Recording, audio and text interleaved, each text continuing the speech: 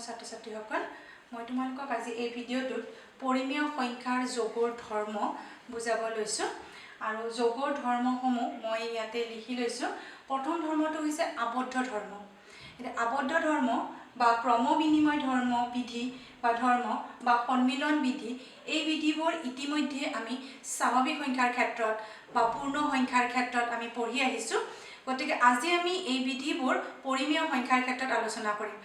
আবদ্ধ বিধিটো কেনেকুৱা আছিল যে স্বাভাৱিক সংখ্যাৰ ক্ষেত্ৰত যদি মই কওঁ যে যিকোনো দুটা স্বাভাৱিক সংখ্যা ধৰা 3 আৰু 4 যিকোনো দুটা স্বাভাৱিক সংখ্যা যদি মই যোগ কৰো যোগৰ ক্ষেত্ৰত যোগ কৰিলে মই কি পালো 7 পালো আৰু 7 ও এটা স্বাভাৱিক সংখ্যা মানে যিকোনো দুটা স্বাভাৱিক সংখ্যা যোগ কৰিলে আমি এটা স্বাভাৱিক সংখ্যা পাওঁ সেই ধৰ্মটোৱে আমি আজি বা ক্ৰম বিনিময় বিধি বা সন্মিলন বিধি আমি পৰিমেয় সংখ্যাৰ ক্ষেত্ৰত আলোচনা কৰিম গতিকে মই দুটা পৰিমেয় সংখ্যা ধৰি লৈছো যিকোনো দুটা পৰিমেয় সংখ্যা a by b আৰু c by d or not equal to 0 b not equal to 0 d not equal to 0 যিকোনো দুটা পৰিমেয় সংখ্যাৰ ক্ষেত্ৰত যদি মই যোগ কৰো a by b plus c by d দুটা পৰিমেয় সংখ্যা যিকোনো দুটা পৰিমেয় সংখ্যা লিখি দিছো মই পৰিমেয় সংখ্যা এটা এই সংখ্যা দুটা যোগ কৰিলে যোগফল যি হ'ব এই যোগফলটো কি হ'ব এটা পৰিমেয় সংখ্যা এটো হৈছে পৰিমেয় সংখ্যা এটো হৈছে প্ৰথম বিধিটো আবদ্ধ বিধি পৰিমেয় সংখ্যা এতিয়া মই যদি উদাহৰণ লওঁ উদাহৰণত মই লৈছো 1/3 আৰু আন এটা লৈছো -1/2 দুটা পৰিমেয় সংখ্যা লৈছো এটা 1/3 আৰু আনটো হৈছে -1/2 মই যদি যোগ কৰো দুইটা পৰিমেয় সংখ্যা যোগ কৰিলে কি হ'ব 6 হল লখাগু 6 হলে 2 হ'ব প্লাস এ মাইনাস এ মাইনাস আৰু 3 হ'ব 3 হলে -1/6 আৰু -1/6 এটা পৰিমেয় সংখ্যা গতে আবদ্ধ বিধিটো হৈছে যে যিকোনো দুটা পৰিমেয় সংখ্যা যোগ কৰিলে আমি এটা পৰিমেয় সংখ্যা পাওঁ ইয়াৰ পিছতে ক্ৰম বিনিময় বিধি কাক কয় যে যিকোনো দুটা পৰিমেয় সংখ্যা মই ইয়াত লিখি থৈ দিছো a by b আৰু c by d দুটা পৰিমেয় সংখ্যা যদি মই যোগ কৰো a by b plus c by d is equal to c by d plus a by b এটো হৈছে ক্ৰম বিনিময় বিধি গতে মই দুটা পৰিমেয় সংখ্যা লৈছিলো পৰিমেয় সংখ্যা দুটা মই লৈছিলো ইয়াতে 1/3 আৰু -1/2 যিকোনো দুটা পৰিমেয় সংখ্যা যদি মই 1/3 plus -1/2 কৰো তেতিয়া কি পাম মই ইয়াতে ৰিজাল্টটো 6 2 যেটো 3 আছে 6 লখাগু হ'ল 2 -3 -1/6 এইবাৰ মই -half plus 1/3 কৰিছো ইকুৱেল টু লখাগু 6 হ'ল -3 plus 2 is equal to -1/6 -1/6 -1/6 অৰ্থাৎ a by b plus c by d is equal to c by d plus a by b ওলটাকৈ যোগ কৰিলে তাৰ মানটো আমি একেই পাওঁ এটো হৈছে ক্ৰম বিনিময় বিধি পৰিমেয় সংখ্যাৰ ক্ষেত্ৰত ক্ৰম বিনিময় বিধি মানি চলে যোগৰ ক্ষেত্ৰত দুটা পৰিমেয় সংখ্যাৰ ক্ৰম বিনিময় বিধি মানি চলে আমি যোগৰ ক্ষেত্ৰত আলোচনা কৰি আছো এইবাৰ আহিছো সন্মিলন বিধিৰ কাৰণে আমাক তিনিটা পৰিমেয় সংখ্যা লাগিব আৰু এটা পৰিমেয় সংখ্যা যদি মই লওঁ a by b c by d আৰু এটা লৈছো মই a by b c by d e by f তিনিটা পৰিমেয় সংখ্যা যদি মই লওঁ তেতিয়া হলে সন্মিলন বিধিটো কেনেকুৱা ধৰণৰ a by b plus c by d plus e by f is equal to a by b plus c by d plus e by f যে প্ৰথম দুটা যদি মই আগতে যোগ কৰি তাৰ লগত তৃতীয় সংখ্যাটো যোগ কৰো তাৰ যোগফলটো যিমান হ'ব শেষৰ দুটা আগতে যোগ কৰি প্ৰথম সংখ্যাটো যোগ কৰিলে পৰিমেয় সংখ্যাটো যোগ কৰিলে তাৰ যোগফলটো একেই হ'ব এটো হৈছে সন্মিলন বিধি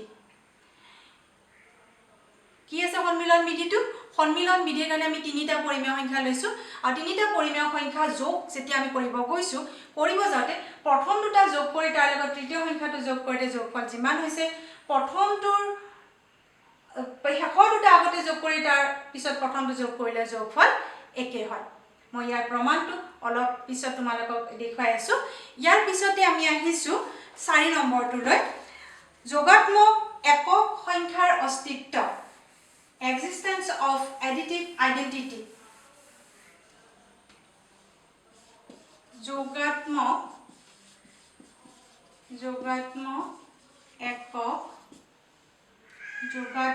একক সংখ্যাৰ অস্তিত্ব একক সংখ্যাৰ অস্তিত্ব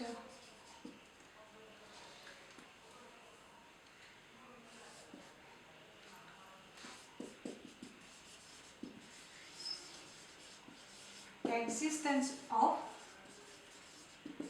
additive identity যোগাত্মক একক সংখ্যাৰ অস্তিত্ব যে যিকোনো দুটা পৰিমেয় সংখ্যা যিকোনো এটা পৰিমেয় সংখ্যা লগত যদি মই শূন্যটো যোগ কৰো ধৰা a by b এটা পৰিমেয় সংখ্যা তাৰ লগত মই শূন্য যোগ কৰিছো যোগফল কি হ'ব a by b বা শূন্যৰ লগত যদি মই এটা পৰিমেয় সংখ্যা যোগ কৰো তেতিয়ালে যোগফল কি হ'ব a by b গতিকে যিকোনো এটা সংখ্যা যদি মই শূন্যৰ লগত যোগ কৰো তেতিয়ালে সেই সংখ্যাটোৱে পাওঁ বা শূন্যৰ লগত যদি যিকোনো এটা সংখ্যা যোগ কৰো সেই সংখ্যাটোৱে পাওঁ অৰ্থাৎ a by b plus 0 is equal to 0 plus a by b is equal to a by b ইয়াৰ পৰা আমি কি গম পালো যে শূন্যৰ লগত যদি এটা পৰিমেয় সংখ্যা যোগ কৰো তেতিয়ালে সেই পৰিমেয় সংখ্যাটোৱে পাওঁ আমি আৰু সেই কাৰণে শূন্যক কোৱা হয় একক সংখ্যাৰ অস্তিত্ব যোগাত্মক একক সংখ্যাৰ অস্তিত্ব existence of additive identity ইয়াৰ পিছত যোগাত্মক বিপৰীত সংখ্যাৰ অস্তিত্ব যোগাত্মক বিপৰীত সংখ্যাৰ অস্তিত্ব যদি মই দুটা পৰিমেয় সংখ্যা লওঁ এটা লৈছো মই a by b পৰিমেয় সংখ্যা আৰু আন এটা লৈছো মই -a by b পৰিমেয় সংখ্যা দুটা পৰিমেয় সংখ্যা লৈছো এটা a by b আৰু এটা হৈছে -a by b এই সংখ্যা দুটা যদি মই যোগ কৰো যোগ কৰিলে তেতিয়া যোগফলটো কি হ'ব যেহেতু দুইটাৰ হৰটো একে b b আহি যাব লব আহি যাব এটা প্ৰথমটো a পিছৰটো প্লাস মাইনাস পূৰণ কৰিলে -a is equal to 0 by b equal to 0 অৰ্থাৎ a by b আৰু -a by b পৰিমেয় সংখ্যা দুটা যোগ কৰোঁতে মই কি পাইছো 0 যিকোনো দুটা পৰিমেয় সংখ্যা যদি যোগ কৰিলে তাৰ যোগফলটো শূন্য হয় তেতিয়ালে এটা আনটোৰ কোৱা হয় যোগাত্মক বিপৰীত সংখ্যাৰ অস্তিত্ব এটা a by b যোগাত্মক বিপৰীত সংখ্যা কি হ'ব -a by b কাৰণ a by b আৰু -a by b যোগ কৰোঁতে মই কি পাইছো শূন্য পাইছো অৰ্থাৎ a by b যোগাত্মক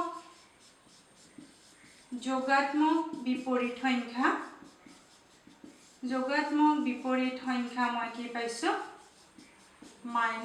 -a by b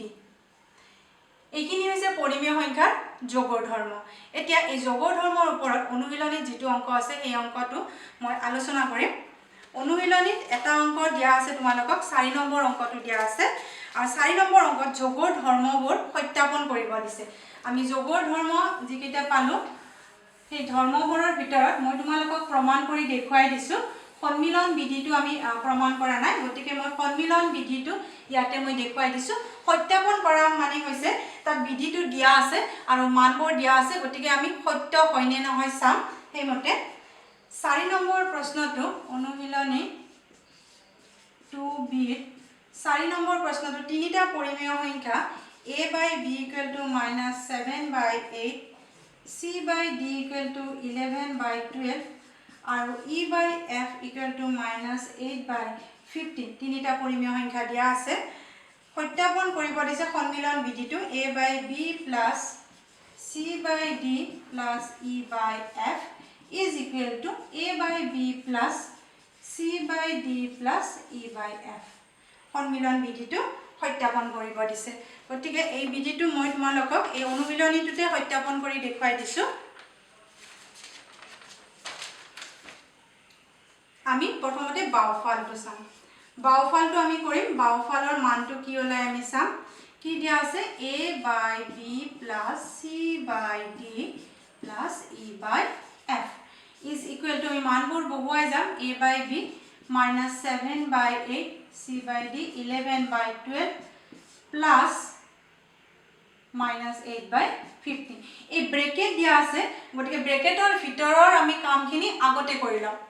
যেটো ব্ৰেকেট দি থোৱা আছে গতিকে ব্ৰেকেটৰ কিনে আমি প্ৰথম সংখ্যা দুটা তিনিটা সংখ্যা পৰিমেয় সংখ্যা যোগ কৰিব দিছে গতিকে প্ৰথম দুটা পৰিমেয় সংখ্যা যোগ কৰি তাৰ লগত 3 নম্বৰ সংখ্যাটো আমি যোগ কৰিম এইটো সন্মিলন বিধি আছিলে আমাৰ গতিকে প্ৰথম দুটা সংখ্যাৰ -7/8 আৰু 11/12 যেটো হৰ দুটা বেলেগ বেলেগ গতিকে 8 আৰু 12 ৰ আমি লসাগু উলিয়ালে 24 ওলাব লসাগু 24 গতিকে ইয়াত হৰ হ'ব 24 হৰ 24 হলে 8 3 গুণ 24 -21 হল প্লাস 12 2 24 22 আমি ব্ৰেকেটৰ ভিতৰৰ অংক সংখ্যা দুটা যেতিয়া পূৰণ কৰা হ'ব তেতিয়া আমি বাকি 3 নম্বৰ সংখ্যাটো আমি তেতিয়া কৰিম এইখিনি মই মছি দিছো মই এইখিনিতে কৰি দিছো equal to ইয়াতে কৰি দিছো মই equal to 24 ইয়াতে আমি পালো -21 22 1 গতে প্ৰথম সংখ্যা দুটা আমাৰ পৰিমেয় সংখ্যা দুটা যোগ কৰা হৈ গল 1/24 পাইছো তাৰ লগত মই যোগ কৰি -8/15 আৰু দুইটাৰে লসাগু যদি মই উলিয়াও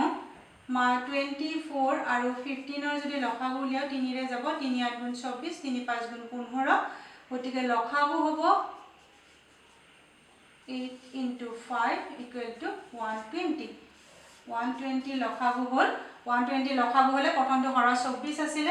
গতিকে লব 5 হ'ব পিছৰটো 15 আছিল 8 হ'ব 8 8 গুণ 64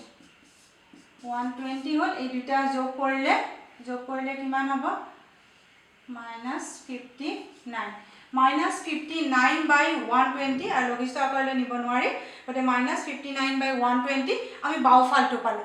বাওফালটো আমি প্ৰথম সংখ্যা দুটা আগতে যোগ কৰি তাৰ লগত 3 নম্বৰটো যোগ কৰিছিল এইবাৰ মই সোফালটো কৰিম সোফালটো কৰোতে মই কি কৰিম পিছৰ সংখ্যা দুটা মই আগতে যোগ কৰিম মই সোফাল লিখিম সোফালটো কৰোতে মই পিছৰ সংখ্যা দুটা আগতে যোগ কৰিম a by b plus ব্ৰেকেটৰ ভিতৰত c by d plus e by f গতে ব্ৰেকেটৰ কামখিনি ভিতৰৰ কামখিনি আমি আগতে কৰিম নিগানি পিছৰ সংখ্যা দুটা আমি আগতে যোগ কৰিম মই এখিনি মছি দিছো মই মানটো আমি চাই লম এইটো আছিল আমাৰ বাওফালটো গতিকে a by b plus c by d মই সংখ্যাবোৰৰ মানটো মই চাই লিখি লৈছো -7/8 আছিল আৰু c by d আছিল 11/12 plus -8/15 এইবাৰ মই পিছৰ দুটা আগতে যোগ কৰিম গতিকে এইটো এনেকৈ থাকিব -7/8 plus পিছৰ দুটা 12 আৰু 15 গতিকে 12 আৰু 15 লসাগু উলিয়াব গলে কিমান হল 3 পূৰণ 4 পূৰণ 5 3 4 গুণ 12 3 5 গুণ 15 গতিকে 60 হল ইয়াতে 60 হল পিছৰ দুটা 60 হল 12 5 গুণ 60 গতিকে ইয়াত 5 গুণ বাহিৰে 55 এটো মাইনাস প্লাসে মাইনাসে মাইনাস 15 4 গুণ 60 হ'ব গতিকে -32 আমি পিছৰ কামটো আগতে কৰি আছো ব্ৰেকেটৰ ভিতৰৰ কামখিনি অৰ্থাৎ পিছৰ পৰিমেয় সংখ্যা দুটা এবাৰ মই প্ৰথমতে যোগ কৰিছো equal to -7/8 plus 60 ইয়াতে আমি পালো 5 ৰ 2 গলে 3 থাকিব 23/60 এইবাৰ 8 -7/8 আৰু 23/60 এইখিনি কাম হৈ গল আমাৰ পিছৰ পৰিমেয় সংখ্যা দুটা যোগ কৰা হৈ গল তাৰ লগত এতিয়া মই প্ৰথম পৰিমেয় সংখ্যাটো যোগ কৰিম -7/8 আৰু 23/60 গতিকে 8 আৰু 60 লসাগু কি হ'ব 8 আৰু 60 লসাগু 4 ৰে দুবাৰ যাব আৰু 4 ৰে 15 গতিকে 4 * 2 * 15 is equal to 120 হল 120 গতিকে 15 বাৰ যাব 15 হলে 7 * 15 plus 23 * 2 120 minus 105 plus 46 is equal to 120 Har আৰু লব হ'ব আমাৰ 105 পৰা 46 কৰিলে 15 ৰ 6 গলে 9 থাকিব ইয়াত 9 থাকিলে 9 ৰ 4 গলে 5 থাকিব 59/120 পালো আমি বাওফালটো যেতিয়া কৰিছিলো তাৰ মানটো 59/120 পাইছো আৰু সোফালটো -59/120 পাইছো অৰ্থাৎ বাওফাল আৰু সোফাল সমান বাওফাল আৰু সোফাল সমান বাওফাল সমান সোফাল অৰ্থাৎ কি বুজি পালো আমি যে তিনিটা পৰিমেয় সংখ্যা যদি থাকে তেতিয়া প্ৰথম সংখ্যাটো আগতে যোগ কৰি তাৰ লগত 3 নম্বৰ সংখ্যাটো যোগ কৰিলে যি উত্তৰ পাও শেষৰটো আগতে যোগ কৰি তাৰ লগত প্ৰথমটো যোগ কৰিলে আমাৰ উত্তৰটো একে হয় আৰু সেইটোৱে হৈছে সন্মিলন বিধি আমি ইয়াতে সত্য বুলি প্ৰমাণ কৰি দিলো ছাত্ৰ ছাত্ৰীসকল তোমালোকক মই এই ভিডিওটো পৰিমেয় সংখ্যাৰ যোগৰ ধৰ্ম বুজাই দিলো আৰু লগতে অনুশীলনীৰ অংক এটাও কৰি দিলো ভিডিওটো চাবা তোমালোকে থ্যাংক ইউ